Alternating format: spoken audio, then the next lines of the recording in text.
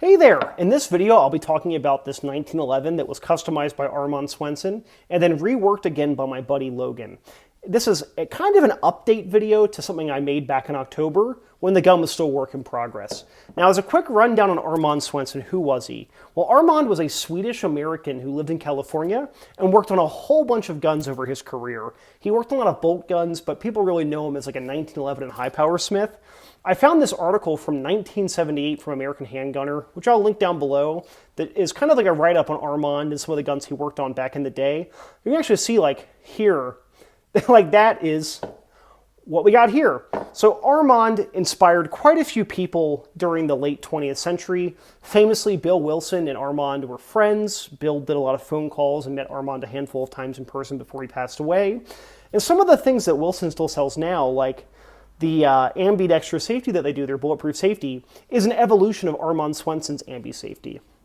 Now, I don't have the exact timeline that this gun was initially worked on by Armand, but I know that the barrel is marked 1979, so it's sometime at or after 1979. But what did Armand do to this gun? Well, truth be told, he mostly just worked on the slide here.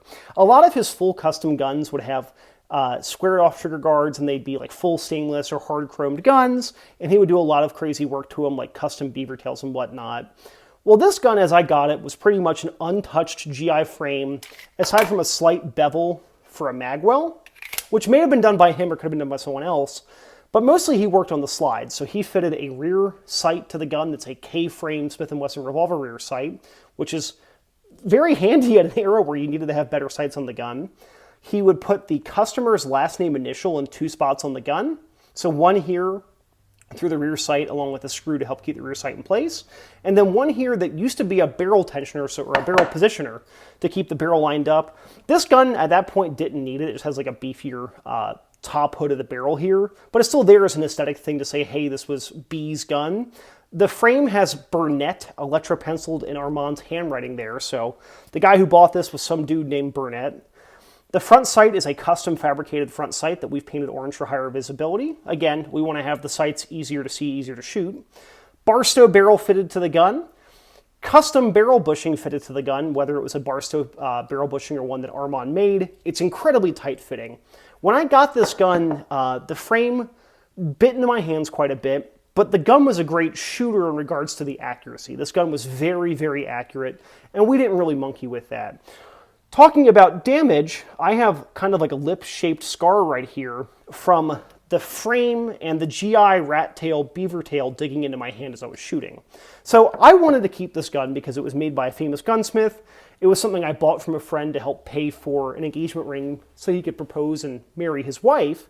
But I'm like, you know, if I'm going to keep this gun, I need to have it reworked so I actually enjoy shooting it, because as it wasn't a gun that I enjoyed shooting because I was literally bleeding after every single range session, right? And that's what I get for having big hands, but you know, I can't really make my hands a whole lot smaller so that won't happen, so we had to modify the gun.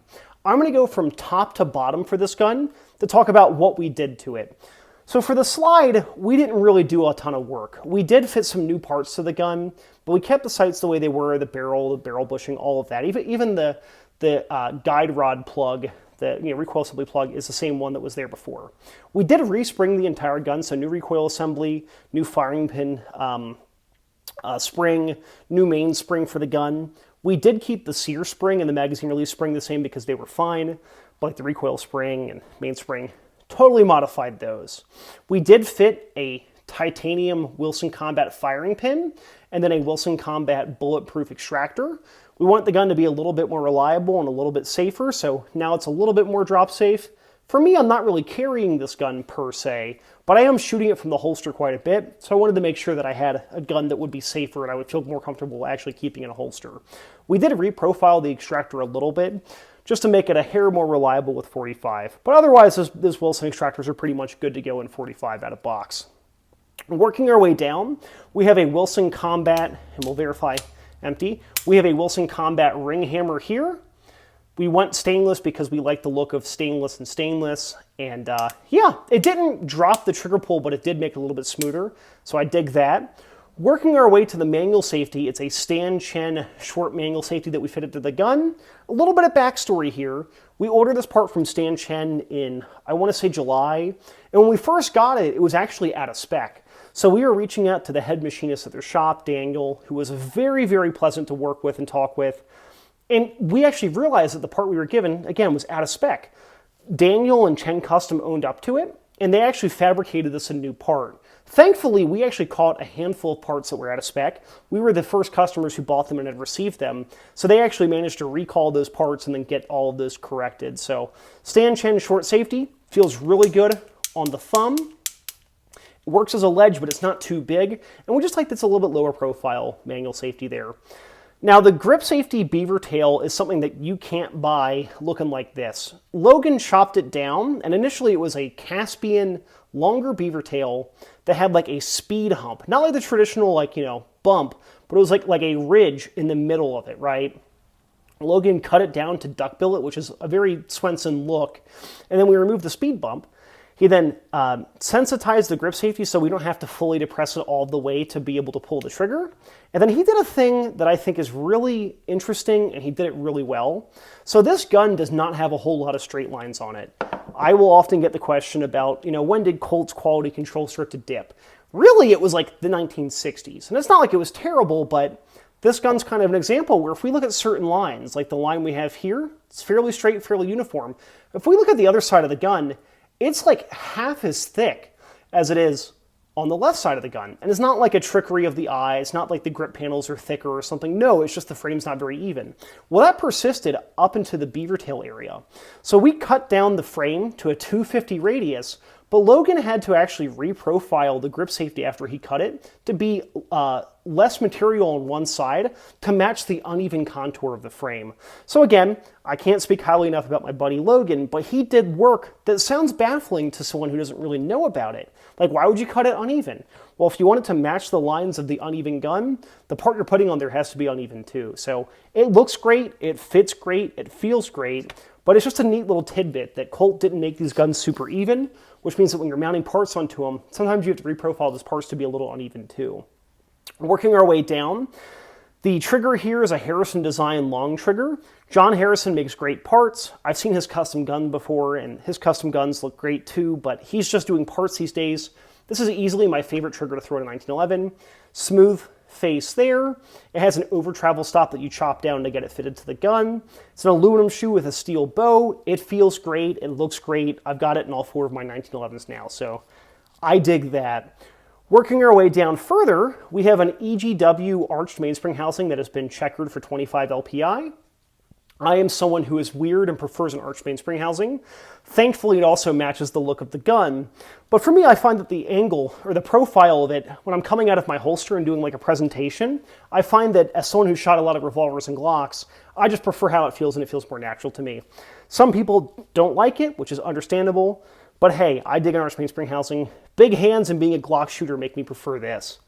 Now, moving back around here, we have wood caliber grips. These are very nice grips, albeit they're a little expensive for what they are.